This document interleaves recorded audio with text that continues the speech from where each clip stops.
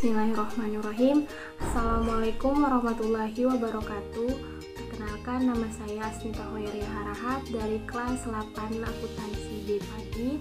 Baik, di sini saya akan menjelaskan tentang penganggaran modal. Penganggaran modal adalah proses penganalisis potensi investasi aktiva tetap dan keputusan penganggaran modal mungkin adalah keputusan paling penting yang harus diambil oleh manajer keuangan.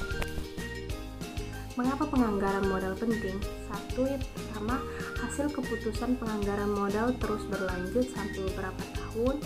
Yang kedua, penganggaran modal akan menentukan arah strategis perusahaan karena pergerakan ke arah produk, jasa atau pasar baru harus didahului dengan pengeluaran modal.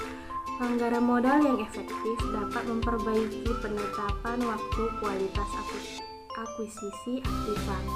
Manfaat penganggaran modal yang pertama ada untuk mengetahui kebutuhan dana yang lebih terperinci karena dana yang terikat jangka waktunya lebih dari 1 tahun. Yang kedua ada agar tidak terjadi over investment atau under investment. Yang ketiga dapat lebih terperinci teliti karena dana semakin banyak dan dalam jumlah yang sangat besar. Dia mencegah terjadinya kesalahan dalam decision making. Dan yang selanjutnya ada metode analisis penganggaran modal. Pertama itu ada periode pembayaran kembali atau payback period. Yang kedua metode pembayaran kembali atau discounted payback period.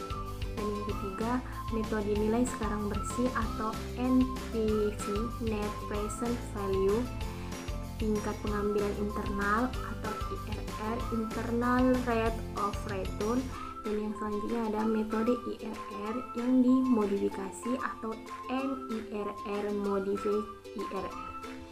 Selanjutnya ada persamaan antara penganggaran modal dengan valuasi sekuritas. Yang pertama, menentukan biaya proyek. Hal ini sama dengan menemukan harga yang harus dibayar untuk saham atau obligasi. Ada yang kedua, manajemen mengestimasi arus kas yang diharapkan dari proyek termasuk nilai sisa aktiva pada akhir umur yang diharapkan. Hal ini sama dengan menentukan dividen di masa depan atau aliran pembayaran investasi saham atau obligasi serta harga jual saham yang diharapkan atau nilai jatuh tempo obligasi. Selanjutnya persamaan antara penganggaran modal dengan valuasi sekuritas. Yang pertama, mengestimasikan tingkat risiko dari proyeksi arus kas, menentukan biaya modal sebagai dasar pendiskontrolan arus kas. Selanjutnya, menghitung ekspektasi arus kas masuk berdasar nilai sekarang untuk mendapatkan estimasi nilai aktiva perusahaan. Hal ini sama dengan menghitung nilai sekarang dari ekspektasi dividen saham di masa mendatang. Selanjutnya ada membandingkan nilai sekarang dan ekspektasi arus kas masuk dengan biaya yang dibutuhkan. Kriteria penilaian penganggaran modal itu ada 6. Yang pertama, playback period. Yang kedua, discounted playback period. Yang ketiga, accounting rate of return. Yang keempat, net present value. Yang kelima, internal rate of return. Yang keenam, profitability index. Selanjutnya ada payback period.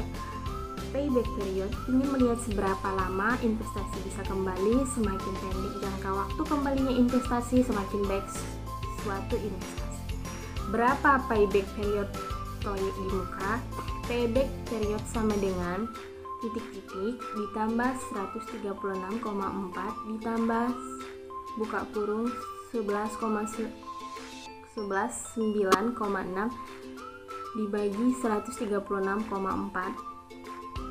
sama dengan 1 tahun 0,88 per tahun. Dengan demikian, payback period 1,88 tahun proyek akan balik modal dalam 1,88 tahun. Kelemahan dari metode ini: 1. Tidak menghitung nilai waktu uang. Yang kedua, tidak memperhitungkan aliran kas sesudah periode payback. Dan yang selanjutnya, discounted payback period, yaitu aliran kas di present value kan sebelum dihitung payback periodnya. Metode diskon payback period tidak bisa menghilangkan kelemahan yang kedua, yaitu tidak memperhitungkan aliran kas di luar payback period. Berapa diskon payback period proyek ditemukan? Di dalam 1 tahun ditemukan 0,54, yang dengan demikian diskon payback periodnya adalah 2,54 tahun. Modal tersebut tetap tidak memperhitungkan aliran kas sesudah periode payback atau kelemahan payback periode belum sepenuhnya diatasi. Selanjutnya, Accounting Rate of Return atau AAR. Metode AAR menggunakan keuntungan sesudah pajak dibagi dengan rata-rata nilai buku investasi selama usia investasi. AAR mempunyai kelemahan. Yang pertama, AAR menggunakan input yang salah, yaitu laba akuntansi bukannya aliran kas. Input yang salah akan menghasilkan output yang salah juga, atau garbage in garbage out. Yang kedua, AAR tidak memperhitungkan nilai waktu uang, kemudian besarnya cut out rate juga tidak mempunyai justifikasi teoritis yang kuat. Selanjutnya, beberapa AAR proyek di muka. Investasi awal adalah 100.000 dengan depresiasi per tahun adalah 16.000. Nah, rata-rata investasinya adalah 100.000 ditambah 84.000 ditambah 68.000 ditambah 52.000 ditambah 36.000 ditambah 20.000 dibagi 6 sama dengan 60.000. Pendapatan per tahun adalah Rp140.400. Lihat, AAR dengan demikian bisa dihitung sebesar 140.400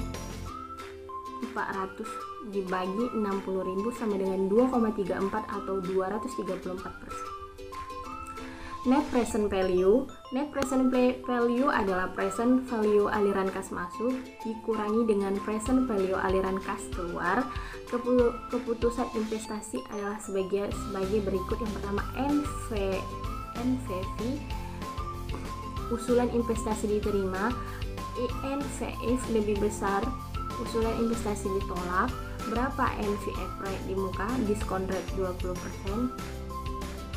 Internal rate of return. IRR adalah tingkat diskonto rate yang menyamakan present value aliran kas masuk dengan present value aliran kas keluar. Keputusan investasi. IRR lebih besar, tingkat keuntungan yang disyaratkan usulan investasi diterima. IRR tingkat keuntungan yang disyaratkan usulan investasi ditolak. Berapa IRR proyek di muka? Biaya modal atau diskon rate. IRR dihitung melalui metode trial error atau dengan menggunakan software atau kalkulator finansial. Dengan Excel, IRR dihitung dengan formula IRR buka kurung A1 tambah A6, hasilnya adalah 54%. Karena 54% lebih besar dari 20%, maka proyek tersebut diterima. Kaitan antara NVFF dengan IRR. IRR adalah diskon rate yang membuat NVF 0. Kaitan antara keduanya tersebut bisa dilihat pada bagian berikut. Yang pertama, NVF 257, IRR 53,97%, tingkat diskonto rate. Kurva IRR adalah non-linear atau tidak bergaris lurus. IRR adalah diskon rate yang membuat NVF sama dengan 0 atau FV aliran kas keluar sama dengan FV aliran kas masuk. Jika IRR di atas diskon rate, maka NVF akan mempunyai angka positif. Sebaliknya, jika IRR lebih kecil dari diskon rate, maka NVF akan bernilai negatif. Kesimpulan dari NPF akan konsisten dengan kesimpulan dari IRR. Probability Index atau VI adalah present value aliran kas masuk dibagian dengan present value aliran kas keluar. Keputusan investasi adalah sebagai berikut. V1 lebih besar dari 1, usulan investasi diterima. V1 lebih kecil dari 1, usulan investasi ditolak. V1 mempunyai manfaat lain, yaitu dalam situasi keterbatasan modal atau capital retaining. Dalam situasi tersebut, P1 digunakan untuk meranking usulan investasi. Berapa P1 proyek di muka? P1 sama dengan 5.000 513,4 dibagi 256 sama dengan 2,01, di mana 513,4 adalah VF penerimaan kas masuk, total 256 adalah VF aliran kas keluar. Karena 2,01 lebih kecil dari 1, maka proyek tersebut diterima. T1 juga bisa digunakan untuk meranking usulan investasi. Ranking tersebut bermanfaat jika perusahaan menghadapi kendala modal dan harus menjatah modal atau capital restrictioning. Mungkin cukup sekian hasil presentasi yang dapat saya berikan. Kurang dan lebihnya saya mohon maaf. Assalamualaikum warahmatullahi wabarakatuh.